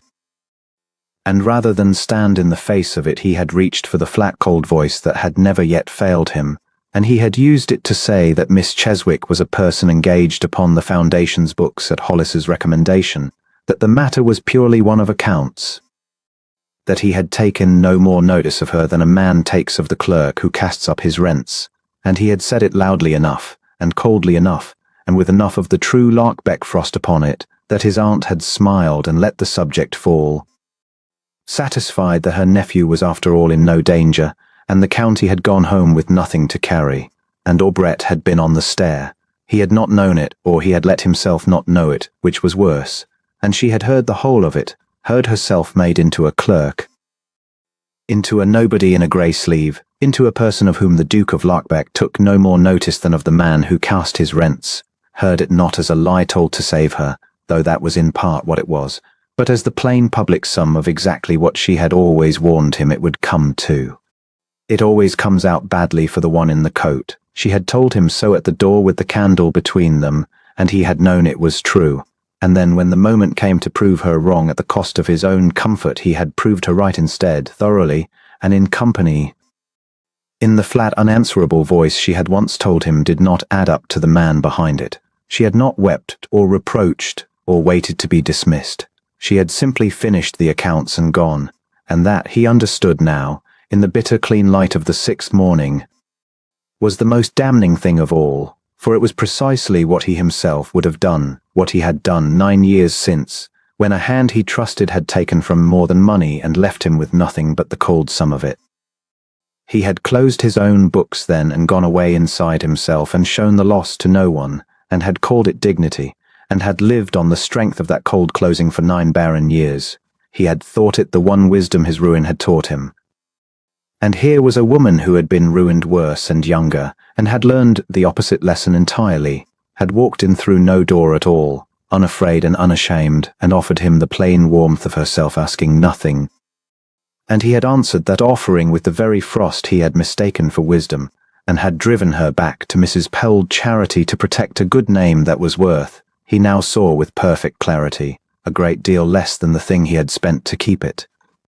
"You are the one man living," she had said, "who could make me spend even that, and call it a fair price." And he had. He had made her spend it, her good name, the only coin she had, and he had not even had the courage to spend it openly beside her. He had let her pay the whole reckoning alone, in the dark on the stair, and had kept his own purse shut, and had called the shutting of it prudence. He had been robbed once by a false hand, and had spent 9 years guarding against the thief. He had not once considered that a man might become the thief himself, might steal from an honest woman the one thing she could not replace, and write it down in a hand so cold and correct that no one, least of all himself, would ever think to add it up. He added it up now. He sat at the head of the great table, where he had drawn out the chair to be near her, a yard from the strapped ledgers and the 4 honest lines. And he added up in the cold morning what he had taken and what he had spent, and what he had thrown away for the good opinion of a county he despised, and an aunt he did not love, and a fear he had nursed past all its usefulness, and the sum came out, as her sums always did. Even and exact and impossible to argue with. He had lost her. He had not lost her to a rival or a misfortune or the mere hard arithmetic of rank. He had lost her to himself, to the coward in the flat voice. And there was no dead thief to blame, and no scheme to unmask, and no villain in the whole account but the man in the chair, and that man had 10 days ago held the whole of his happiness a hand's breadth away on a table by candlelight, and had drawn back from it because it frightened him, as the deep water had frightened her father, and had then, when the test came, refused to do for her what a terrified man had once stood waist deep in a cold pond every morning of a summer to do for his daughter. That thought was the one that lifted him out of the chair. He found his aunt in the small morning room, at her embroidery, serene as a woman who has balanced a difficult account to her entire satisfaction. She looked up at him with the particular calm of the victorious, and began to say something gracious about how much more comfortable the house was grown, now that a certain awkwardness was got past them, and Osmond heard perhaps 4 words of it, and then he said, quite quietly, in a voice that was not the flat cold voice at all, but something newer and steadier that she had never heard from him, and that made her needle stop. "Aunt, you cast that account up wrong. You reckoned what the county would say, and what the name could bear, and you reckoned very shrewdly, and you left out the only figure that signified, which is that I love her. I have loved her, I think, since she came up dripping out of my own lake and gave me back my own coldness with better manners than I had lent it. You did not put that in the sum. Neither did I, until this morning, and I am the greater fool of the 2 of us, for it was mine to add, and I let you carry it. I am going to Harrogate. If she will not have me, and she has every reason under heaven not to have me, then I shall come home, and you may say what you please to whom you please, and I shall not answer it, because I shall be past caring what is said, having lost the one thing that a saying could injure. But I will not sit in a mended house and call my cowardice prudence for 1 hour more. Have the greys put to. I will drive myself." Lady Verena Lockbeck set down her embroidery. Whatever she had meant to say she did not say, for there is a certain plainness in a man that even the most expert reckoner in a county cannot dispute, and she saw it in her nephew's face, and knew, being no fool, that she had won the smaller battle and lost the larger one in the same stroke, and that the frost she had spent 30 years teaching him was gone off him at last like the rime off a spring hedge, and would not come again. "You will ruin yourself," she said, but faintly, more from habit than conviction. "No," said Osmond, already at the door. "I have been ruined 9 years, ma'am, and mistook it for good management. I mean now to be mended, and it will cost a great deal less than you fear, and by a great deal more than you know. It rained the whole 11 miles. He would not wait for it to clear. He had waited 9 years for one thing or another to clear, and had learned at last what waiting was worth. He drove the greys himself along the Harrogate road with the rain running off the brim of his hat, and no groom beside him. Past the toll house where a dead thief's innocent daughter kept the gate with her 6 children, and he paid the toll and did not tell her that a stranger had set her father's account to rights, and drove on. And every mile of that cold grey road was a mile she had walked 6 days before, on foot, without a coat, going away from him because he had made her a clerk on a staircase, and the thought of it drove the horses faster than was wise, so that he came into the yard of Mrs. Pell's establishment at Harrogate splashed to the knee and steaming in the wet. A duke arrived like a drowned post boy, and the whole cold charitable house came to its windows to see it. Mrs. Pell met him in a passage that smelt of boiled linen and small economies, flustered near out of her wits by the coronet on the wet carriage and the man dripping on her scrubbed boards, and began to assure his grace that any error in the foundation accounts should be looked into directly, that Miss Cheswick was a most reliable young person, that if there were any complaint, and Osmond cut across her gently, for none of it was her fault. There is no complaint, madam. The accounts are perfect. They were always going to be perfect. I have come to speak with Miss Cheswick. If she will see me, and if she will not, I will stand in your yard in the rain until she changes her mind, and that will do your good house no credit at all, so I recommend you ask her. She was in the schoolroom. They brought him to the door of it, and he sent them all away, and he stood a moment on the threshold as he had stood on the threshold of the library the evening she told him about the mill-pond at Wells.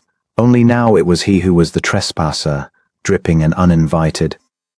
In the plain cold room where she had gone back to being no one, she was at a low desk with a slate before her and a child's copybook open, and she rose when she saw who it was. She rose this time, and he understood the rising, and it went into him like a blade, for it was the curtsy and the rising of a servant to a duke, the distance she had every right to set between them and had set cleanly to the exact inch.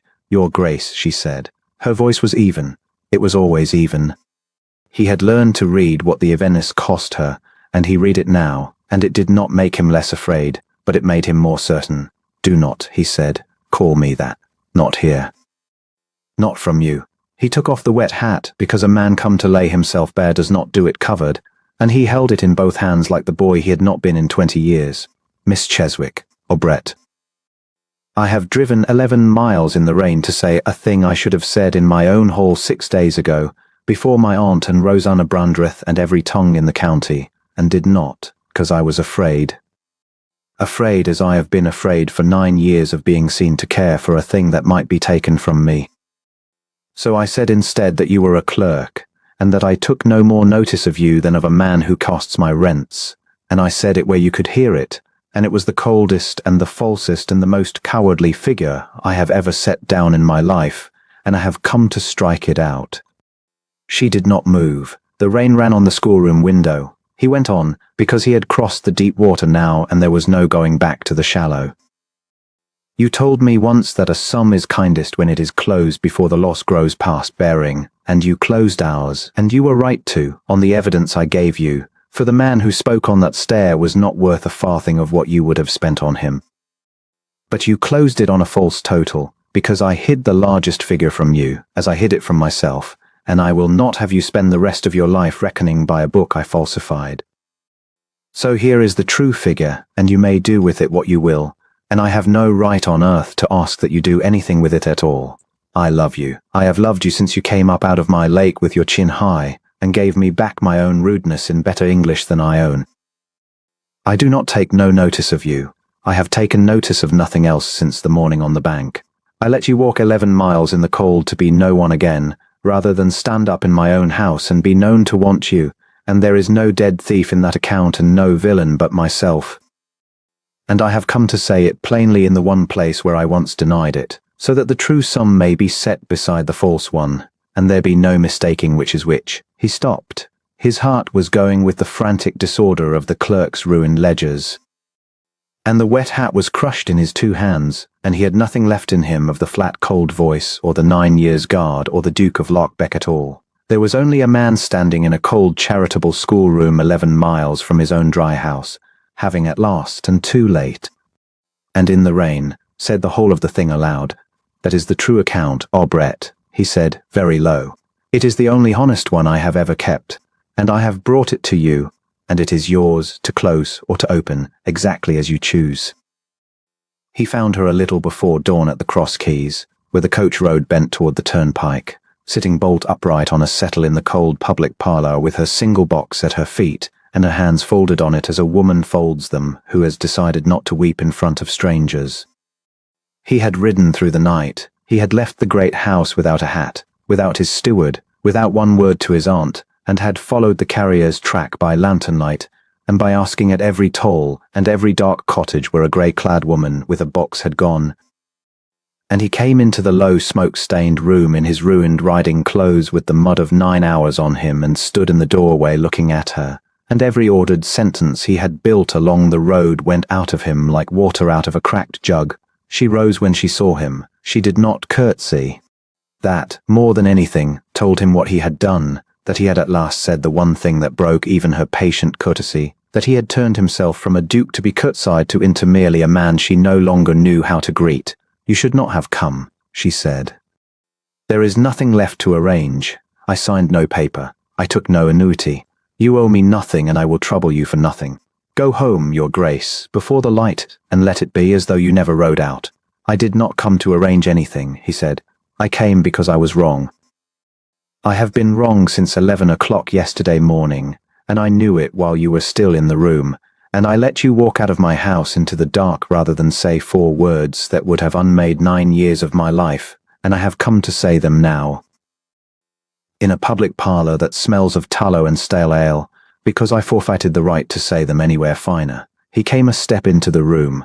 "I do not think you contrived it. I never thought it. I made myself think it for the space of 1 morning, because it was cheaper than the truth, exactly as you told me to my face, and you were right, and I have never in my life been told a truer thing more plainly, and I paid you for it with an annuity. God forgive me. I offered you money to make you a liar so that I need not be a fool." She stood very still by the cold hearth. Behind him the ostler's boy clumped through with a pail and went out again, gaping, and neither of them marked him. "There was a woman," Osmond said, 9 years ago. "I dare say the county told you some of it. The county tells everyone everything but the part that matters. Her name was Cassia. She was clever and warm, and she teased me for my rank and swore she would have me sooner as a plain man than a duke, and I believed her, because I wanted to be wanted for something a coronet could not buy, and I was young and I loved her, and I was a fool. She wanted the coronet. She told me so herself in the end, quite calmly, when a richer title asked for her, told me what my particular acres and my particular income had been worth to her all along, to the shilling, and I did a thing then that I am only now ashamed of. I decided the fault was in the warmth and not in her. I decided that the very act of being wanted was the trap, and that a man safe against thieves was a man who let no one near enough to steal. I built my whole life on it. 9 years I have waked before dawn with her voice in my ear teaching me that lesson. And then a girl trespassed in my lake and gave me back my coat with a note so cold it stung, and said unflattering true things to me across a lemonade table, and steadied a frightened child that no one was watching, and told me on a boathouse rail without one grain of flattery that I was the loneliest man she had ever stood beside, and the wound healed. I did not notice it heal. I noticed only yesterday, in the hour I chose to reopen it, that there was nothing left in the place where it had been but the certain knowledge that you had wanted only me, and I had used a dead woman's crime to murder you for it. "Do not," Obret said, and her voice was not steady now, and that broke him worse than the steadiness ever had. "Do not stand there and be eloquent at me. You were eloquent yesterday. You are a man who can make any wall sound like wisdom. Then I will not be eloquent." He crossed the last of the room to her and stopped an arm's length off, because he would not take a liberty he had not been given. "Not now, not ever again. I will be plain, since plainness is the only coin you've ever taken from me. I want you. Not the character in my aunt's hand, not the annuity, not the sensible girl in the pale gown my family chose to stop the county's tongue. You, the trespasser.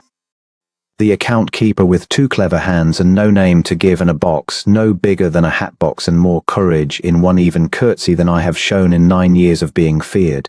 I am asking you to marry me. I know precisely what I am asking, and precisely how little I deserve to ask it, and I am asking it in a coaching parlour at 4 in the morning with mud to my knees, because I could not bear to ask it 1 hour later than I already have." For a long moment she only looked at him, and he watched her face the way he had once watched a lantern swing over dark water, waiting to see what the light would show, and what it showed him at last was not joy. It was fear, the plain unfrightened kind she had once named for him, the kind that looks a thing in the eye and does not cower. "And when the county laughs," she said. When your aunt weeps, and Mrs. Brandreth cuts me in the street, and every drawing room in the riding calls me the drab who bathed her way into a coronet, the very thing you called me yesterday, you are a man who cannot bear to be seen having believed a fool's tale, your grace. You told me so, with an annuity. I will not be the wife you married at 4 in the morning where no one could see, and then defended in a whisper for the rest of your life. I had rather keep my box and my 2 hands and my good conscience, and take the mail coach than be a secret you are always half ashamed to have chosen. I will have the man. I will not have the apology of a man. There is a difference, and it is the whole of my life, and I will not sell it for a settled annuity nor for a coronet either. I know there is a difference, Osmond said. I have been on the wrong side of it since I was 30 years old.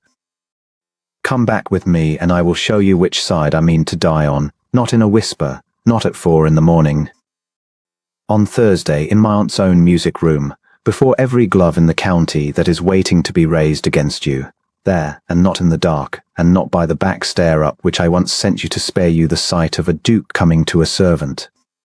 That was the coward in me even at his kindest, Obret. I took the long way round the yews so that no one should see. I am done taking the long way round. Let them see the whole of it. Let them see it in the light. She searched his face. The tallow candle guttered on the settle and threw both their shadows long against the smoke-brown wall. You do not know what you are promising, she said softer. I know exactly what I am promising, he said. I have counted its cost to the shilling, which is a thing my family does very well, and I find I do not care what it comes to. That is the newest thing about me. Come and see. The mail coach came through the yard at 4:30 with its horn and its steam, and did not carry away a grey-clad woman with a box, and went on empty of her into the grey morning, and Osmond, Duke of Larkbeck, rode home in the first light with Obret Cheswick behind him on the tired horse, her arms about his ribs and her cheek between his shoulder blades, saying nothing, holding on, and he thought he had never carried a lighter thing nor a more precious one in all his life. He did not send her up the back stair. Thursday came, and the long music room of the great house filled as it always filled for Lady Verena's evenings, with the whole flower and thorn of the county, the Brandreths in the front chairs, Rosanna very pale and very fine and armed for triumph, Mrs. Brandreth beside her already composing the pitying face she meant to wear, the dowagers with their glasses up, the young men lounging. The candles doubled in the tall dark windows beyond which, had anyone thought to look, the lake lay black and secret and beginning it all.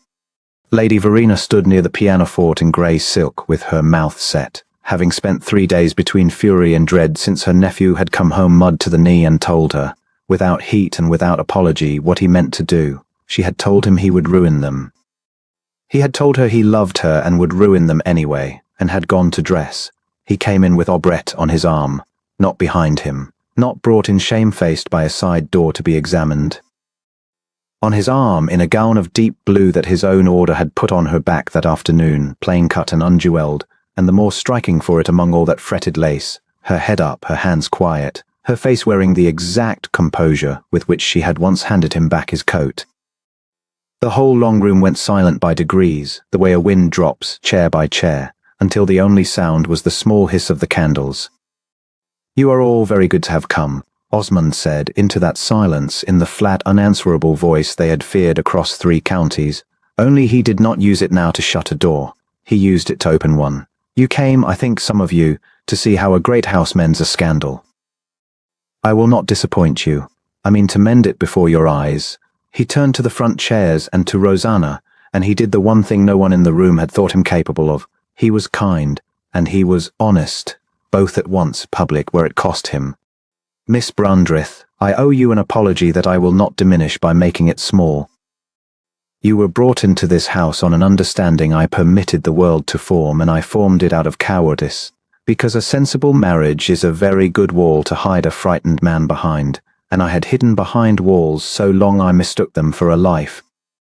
You deserve a man who chooses you in the morning and does not merely fail to send you away by night. I am not that man, and I have wronged you by letting it be thought I might be. I ask your pardon before these people, since it was before these people I let the wrong stand. Rosanna Brandreth looked at him, and then, briefly, at Obret, and whatever she had come armed to do she did not do. She inclined her head, once with a dignity he had never troubled to notice she possessed, and he thought he could not be sure, but he thought that under the disappointment there was something very like relief, as of a woman released from a bargain she had never quite been able to make her heart sign. Then he turned to the room. As for the other matter you have all been so good as to discuss at your dinners. It is true I was seen at the boathouse in the dusk with this lady alone, and it is true there was a lantern and no chaperon, and every scandalized word of it is accurate, and I find I'm not ashamed of a single one.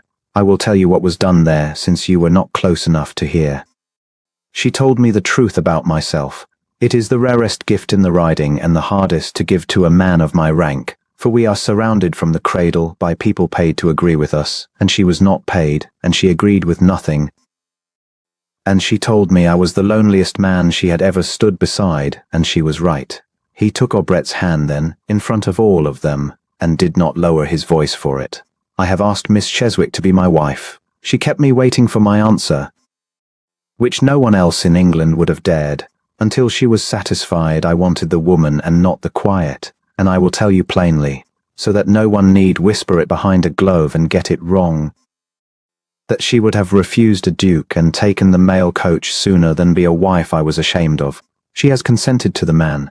She has never once consented to the rank, and would give it back tomorrow, and it is exactly that which makes her fit to hold it. She has no fortune and no family and 2 clever hands, and she is worth every soul in this room, and I mean for every soul in this room to rise when she enters it for the rest of both our lives, beginning now. And he stood and waited with her hand in his, and it was Lady Verena, who had guarded the name so long and so fearfully, who had put the poison in him herself and had lain awake since with taste of it, who broke first. She looked at her nephew's face, which she had not seen unguarded since he was a boy, and she looked at the girl standing straight and unafraid beside him and understood, perhaps, that she was seeing the very thing she had spent 9 years praying he might find and had very nearly, out of love, destroyed. She set down her glass. She rose. She crossed the silent room in her grey silk and stopped before Aubrette Cheswick and made her a duke's aunt to a nameless charity school account-keeper, a small, deliberate, unmistakable curtsy.